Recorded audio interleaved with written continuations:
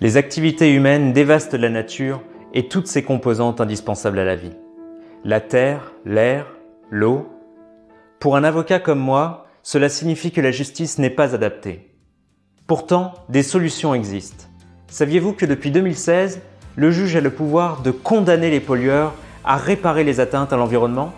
La loi priorise la réparation en nature plutôt que la compensation financière, comme des mesures de dépollution, la réintroduction d'une espèce dans un écosystème. Mais la complexité du droit, le manque d'échanges entre les juristes et les scientifiques font que seulement une dizaine de procédures ont été engagées. Aider les acteurs de la protection de la nature à agir contre les atteintes environnementales et pour la protection des biens communs est la raison d'être de notre collectif.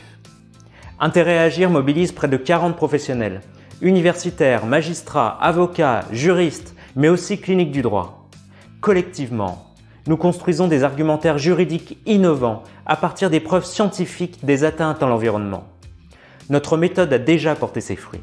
Une action en justice inédite dans le champ de la défense de la biodiversité est en cours.